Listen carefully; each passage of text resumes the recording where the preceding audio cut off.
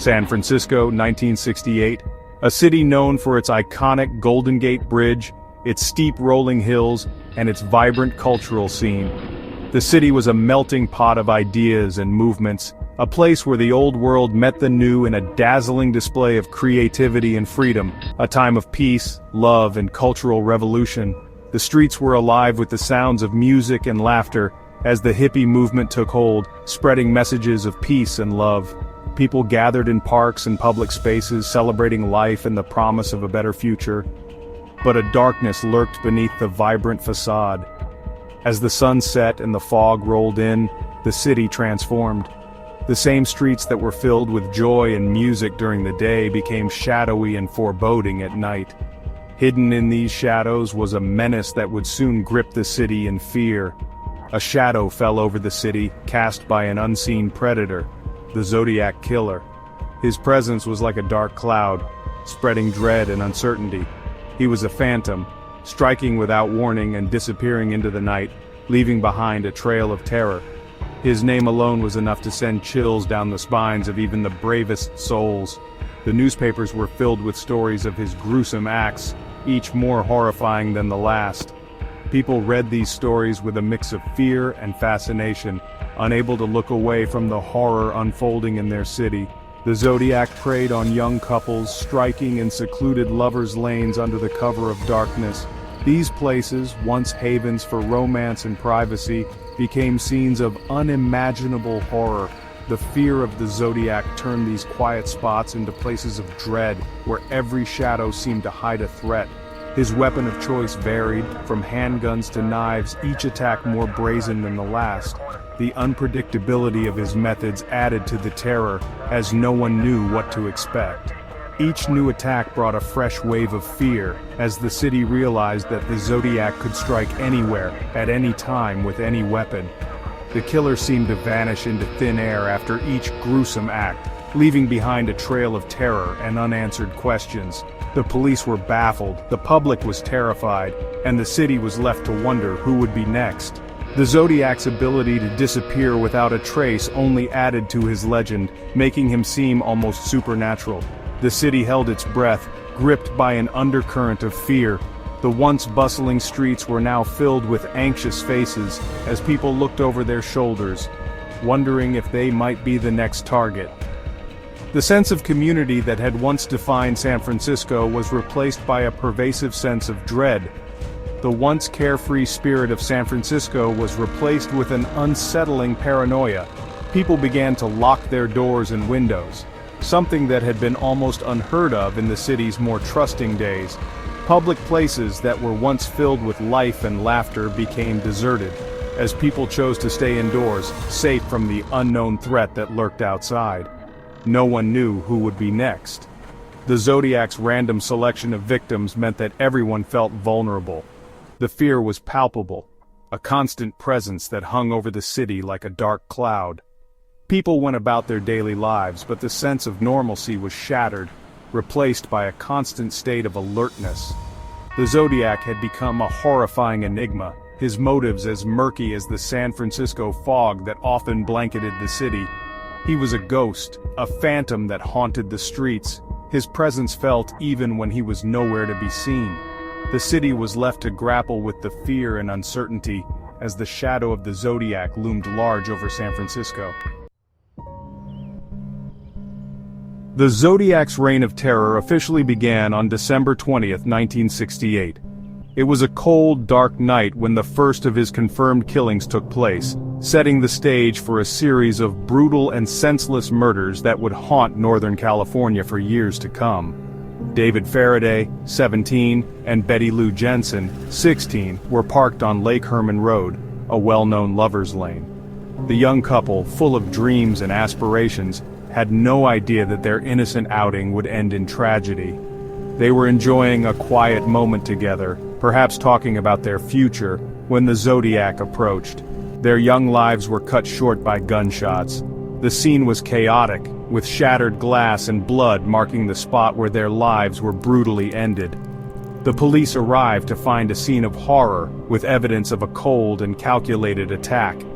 David was found dead in the car, while Betty's body lay a few feet away on the ground.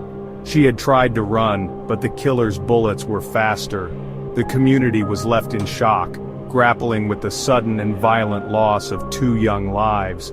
Months later, on July 4, 1969, the killer struck again. The nation was celebrating Independence Day, but for Darlene Ferrin and Michael Mageau, the night would end in terror.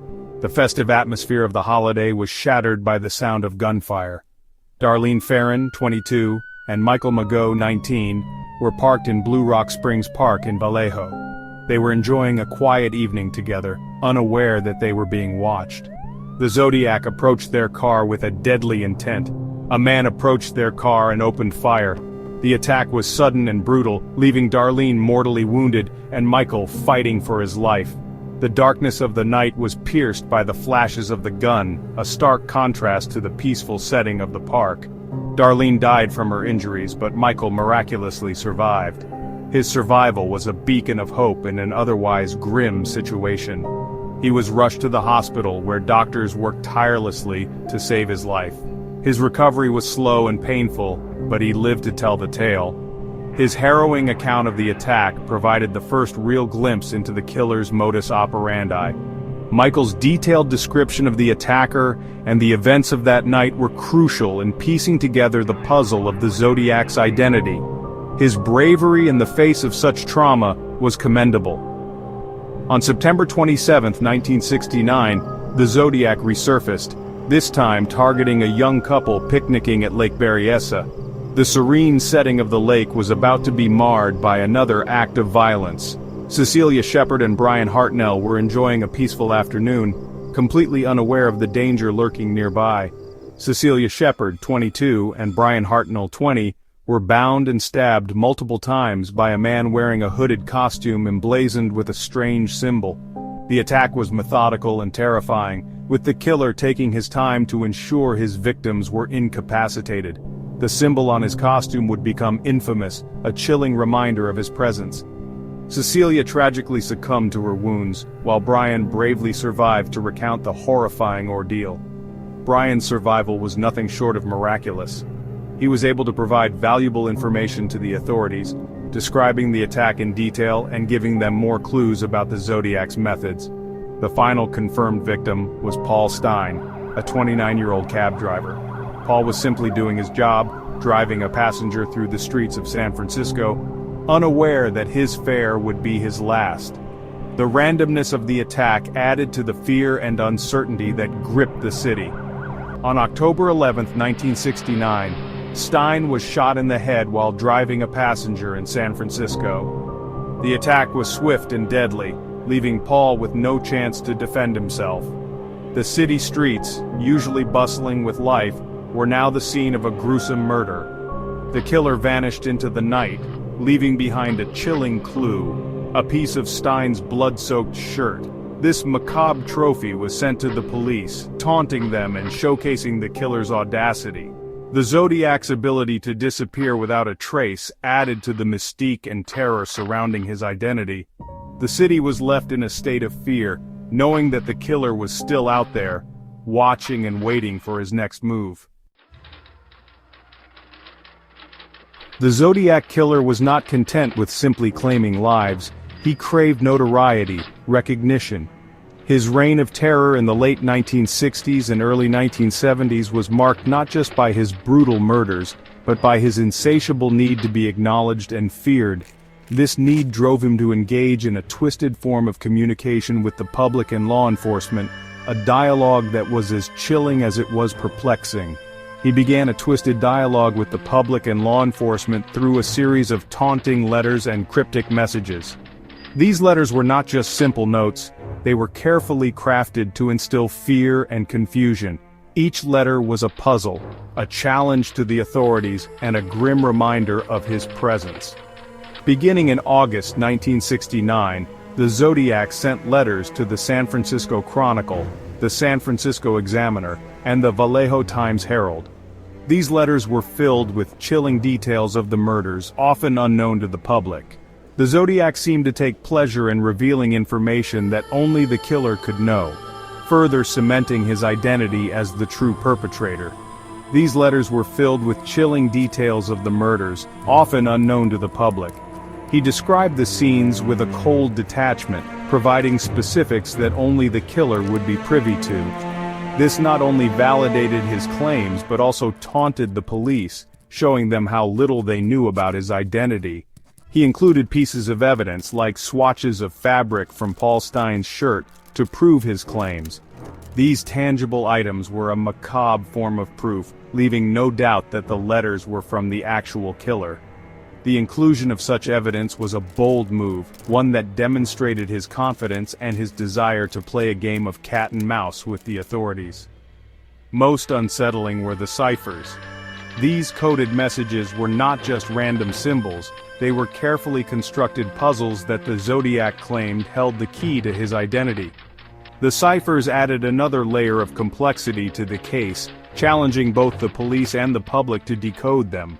The Zodiac included complex coded messages in his letters, claiming they held the key to his identity.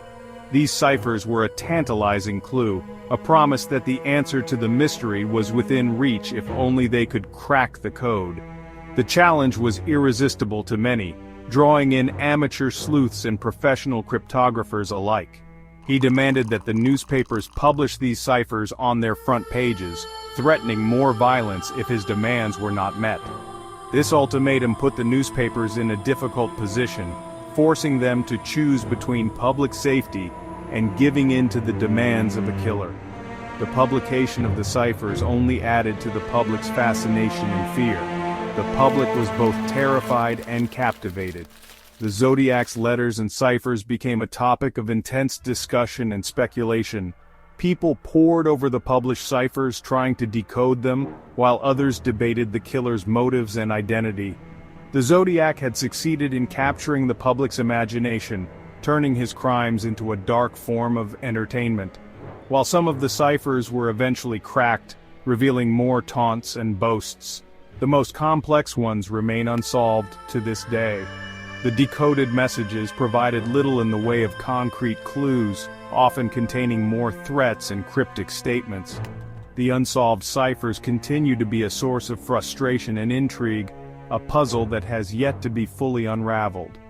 The Zodiac's true identity, hidden within these coded messages, continues to elude investigators and amateur sleuths alike. Despite decades of effort, the mystery remains unsolved, a testament to the Zodiac's cunning and the enduring enigma of his ciphers. The letters and ciphers he left behind are a haunting legacy, a reminder of a killer who remains in the shadows, his secrets still locked away in code.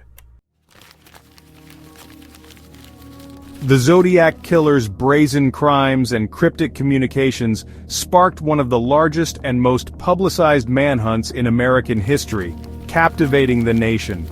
Law enforcement agencies across California dedicated countless hours and resources to the case, chasing down thousands of leads and potential suspects, hoping for a breakthrough. Witnesses provided conflicting descriptions of the killer, hindering efforts to create an accurate profile and making the investigation even more challenging. Some described him as heavyset, others as lean, adding to the confusion. Some claimed he wore glasses, others didn't, further complicating the search.